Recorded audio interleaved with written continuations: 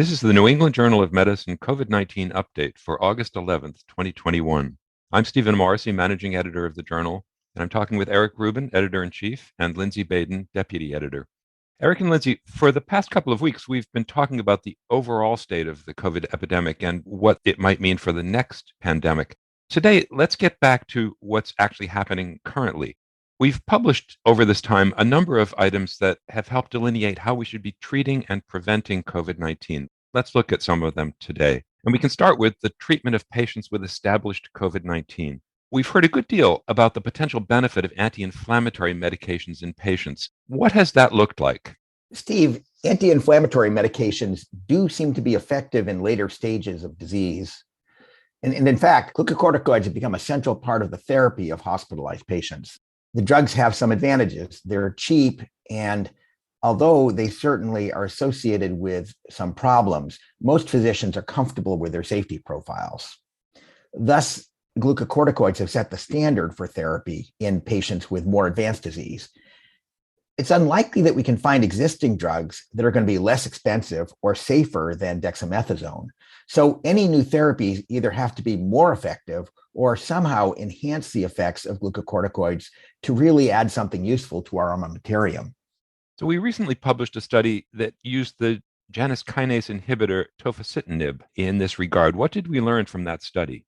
In this study, hospitalized patients at several sites in Brazil were randomized to either receive the drug or placebo for 2 weeks or until hospital discharge.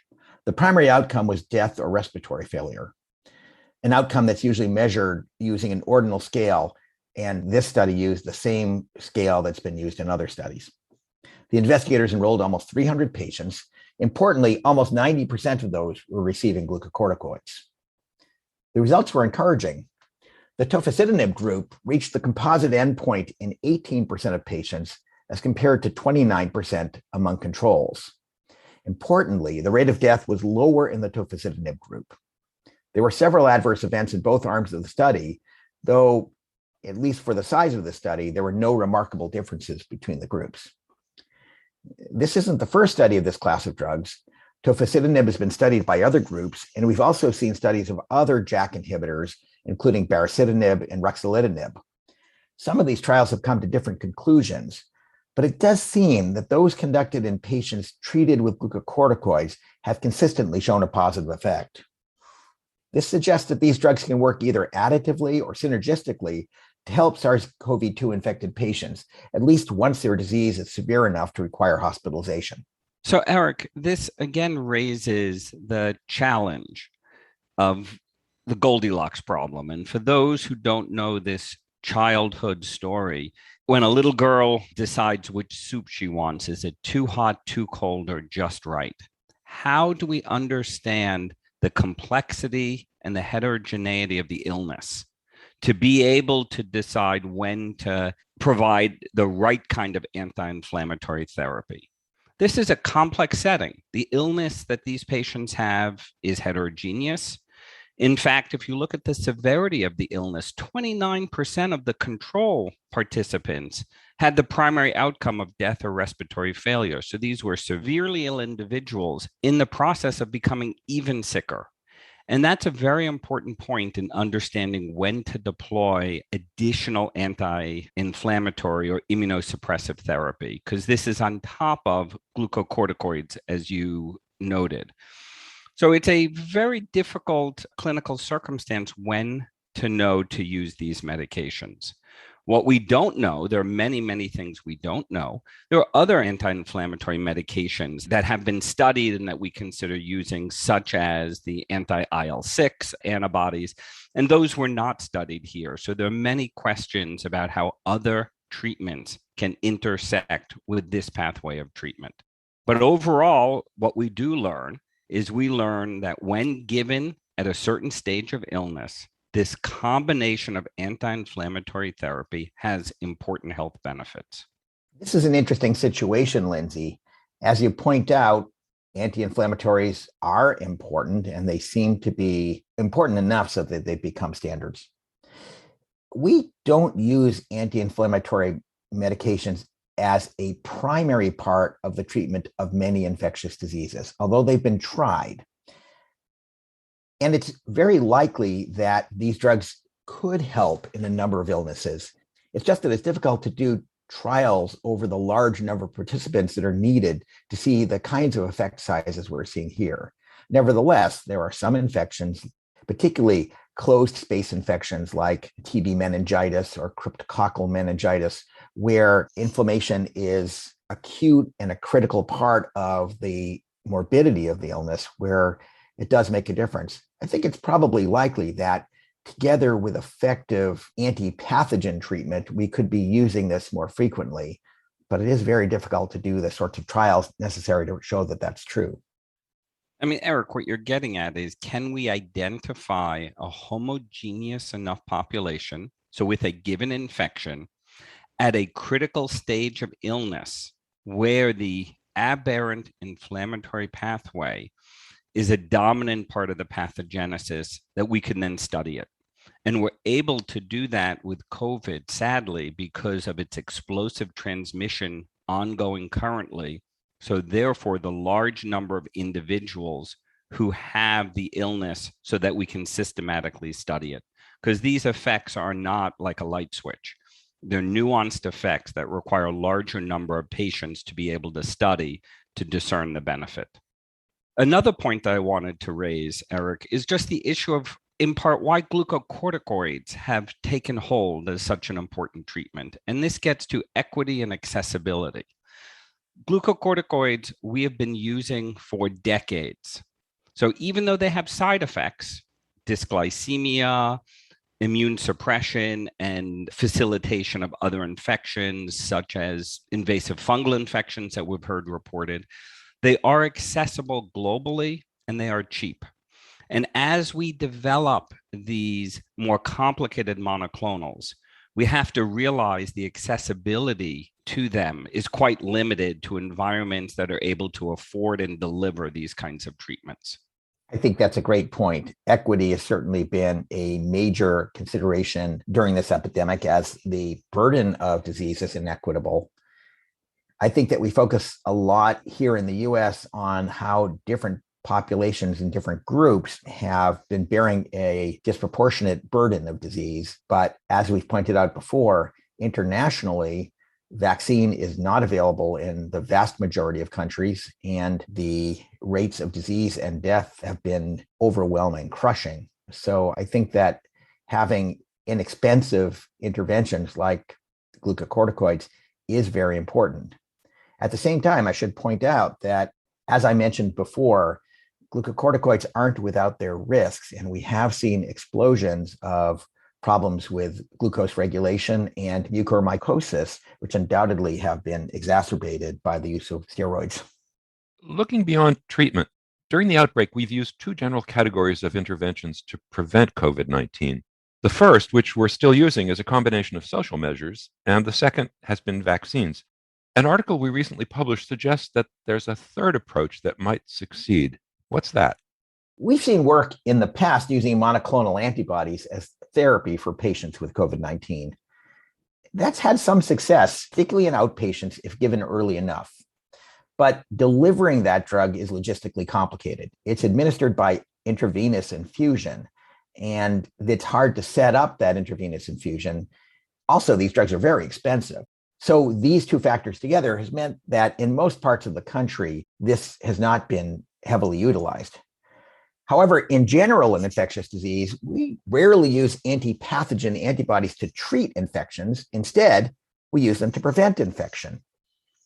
So, for example, we use immune globulins to prevent all sorts of viruses, from varicella zoster to rabies virus, and others to prevent toxins from acting.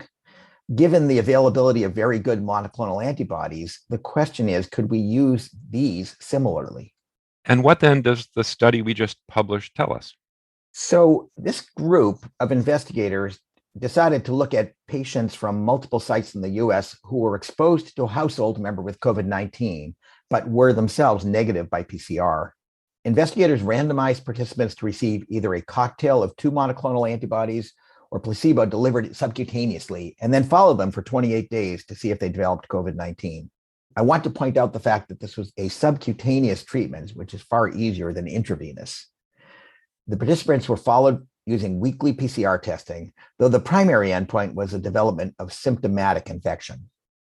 There were roughly 750 participants in each group, and the rate of development of symptomatic disease was markedly reduced by the antibody, with 11 cases in the treated group versus 59 in the placebo arm. Those who did develop symptoms in the antibody group also had a much shorter duration of disease and less viral shedding. There were more injection site reactions in the antibody group, but in general, the adverse events were pretty mild. So it's not really surprising that antibody can prevent infection, but the big difference in the study, as I already pointed out, was that it was given by subcutaneous injection, a far more convenient way of delivering antibody. This could make the use of antibodies a very viable option for those at highest risk, such as those with poor vaccine responses due to immune suppression. So, Eric, as you point out, the use of pathogen-directed immunoglobulin has been a terrific tool in preventing the transmission of infectious diseases. One of my favorite and I think globally important examples is hepatitis B. In women who are chronic carriers, it has been well established that HBIG, hepatitis B immune globulin, plus vaccine at birth substantially decreases maternal to child transmission of hepatitis B. So we need to think about these different tools, both where they fit in, the Goldilocks point that I made before, and then potentially as combination modalities, if we can understand which circumstances we want to have the best benefit. For hepatitis B, it is preventing the transmission with exposure during delivery, and then developing the neonate immune response against hepatitis B so they're able to protect themselves. So we're using the biology in a way that makes sense given the specifics of the circumstance. There are several aspects of this that are implicit. The stability of the target, the hep B surface antigen, the classic Dane particle, that is a very stable target so that we can have a monoclonal or a hep B immune globulin targeting a very stable antigen. What we're watching with SARS-CoV-2 is that the spike protein is evolving. It's under evolutionary pressure, and it is changing as it is responding to the immune responses of all the different people it's infecting globally. So the large number of individuals infected with the billions and billions of virions, that is allowing the virus under selective pressure to figure out how to escape the immune response to the spike protein. And we've witnessed that in the emergence of variants. So this biology fits and makes sense, and we have to think about the tools we're developing to use them in a way that makes the most sense. Who to provide these tools to? Is it a prophylaxis setting, a pre-exposure prophylaxis, a post-exposure prophylaxis? These are all the kinds of things we debate routinely when we have a new tool to say which patient population can benefit. And in the study that we recently published, it's using it in the post-exposure setting. Somebody has COVID, and those around them who are likely exposed can benefit from receiving the antibody sub-Q. And that's in part because some of those individuals were just exposed. There isn't established infection. Therefore, there's a high attack rate because they've been exposed. And the antibody can work in a very low number of virus situation. They're just exposed. There is an established infection. There's not a lot of virus, and it can abort or diminish the infection to allow clearance. So I think there's a lot to be learned here. What is very helpful is the study was designed in a way that gave us a result that shows where efficacy can be established in this setting. Well, Lindsey, I have to agree with you. Evolution is truly annoying, and it continues to serve up a variety of variants, and it's not done. We're going to have lots more variants that are like Delta or possibly worse. I will point out that in this study, the monoclonals are given as a cocktail of two different antibodies, each of which binds to a different epitope. That's far from perfect, but it does limit to some extent the ability of the viral spike protein to escape from binding. And so that should give this treatment some at least extra life, but it's far from ideal.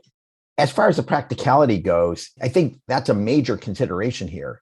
This is going to be presumably a very expensive therapy, and it can be used in a vast number of people. So, how to choose among those and how not to break the bank, I think, is going to be a major consideration.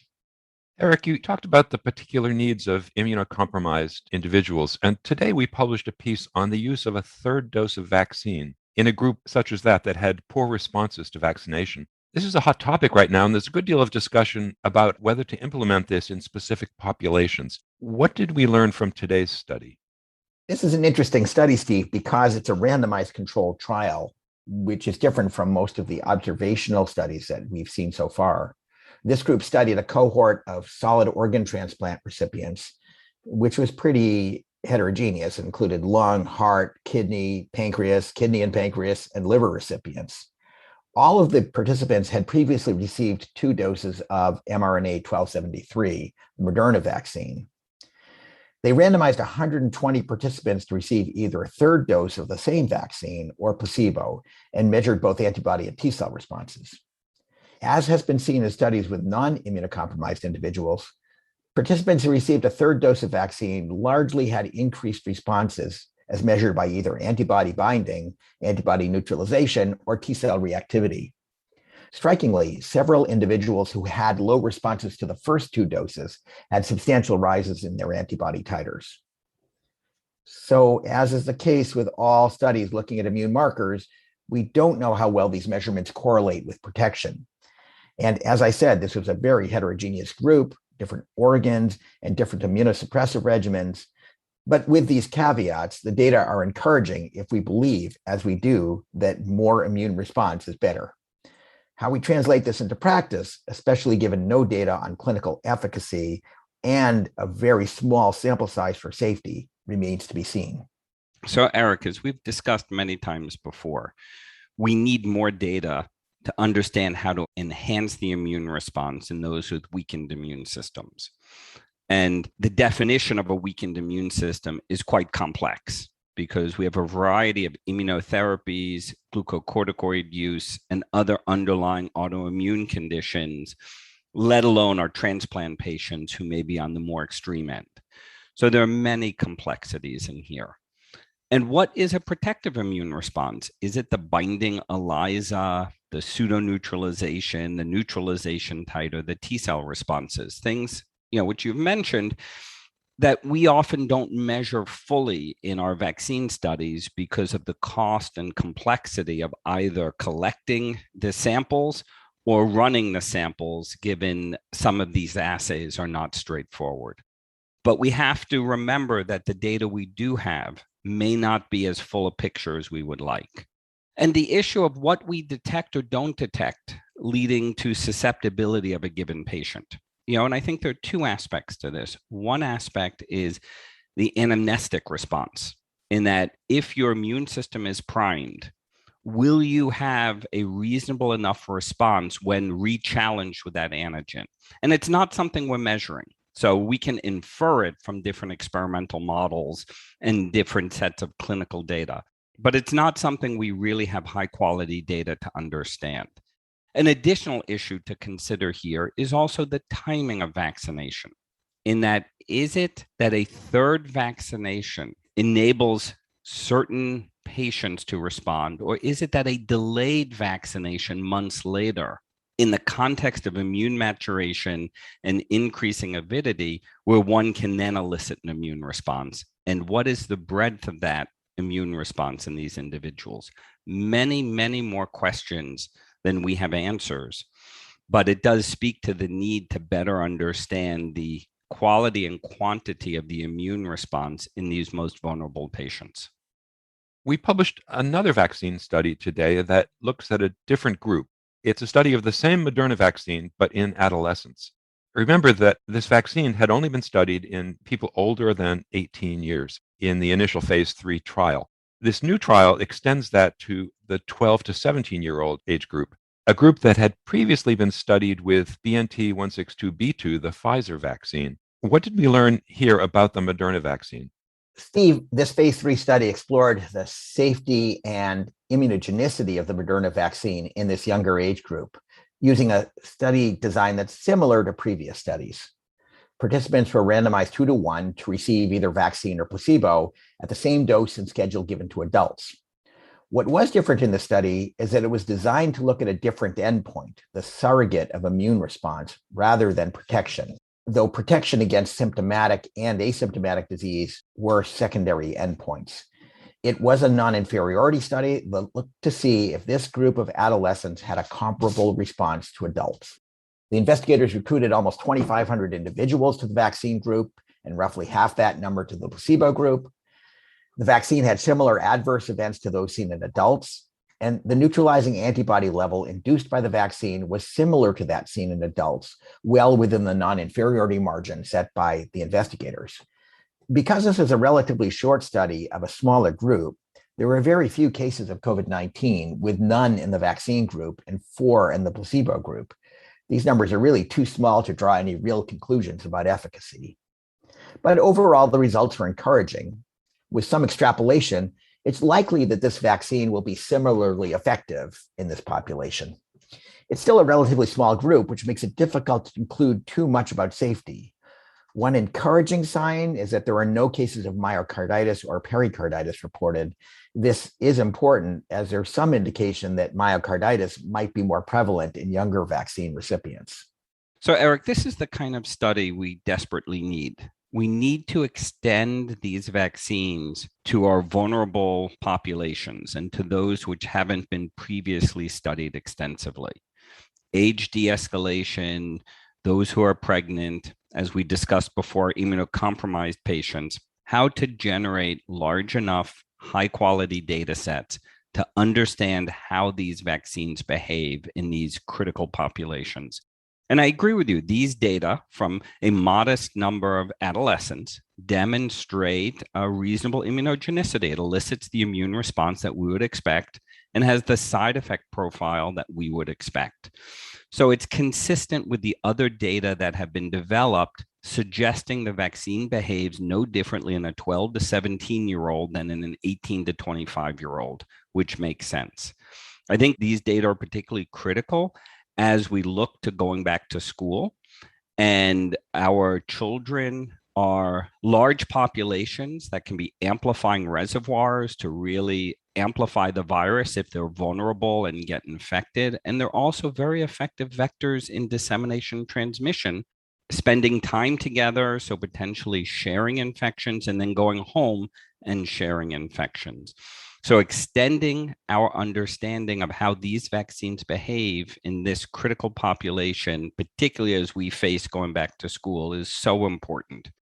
In addition, Eric, I think it's really important that we continue to monitor safety. It's not something that we can resolve in a few thousand individuals. Rare safety events, be it the myocarditis or other concerns, are best assessed in tens of thousands, hundreds of thousands, millions of individuals. And safety will be an ongoing process in all of the tools we're developing, from the monoclonal antibodies to the vaccines to the treatments for those with illness. And as we expand the number of individuals treated, we will have to carefully monitor for less common safety concerns. Thank you, Lindsey. Thank you, Eric.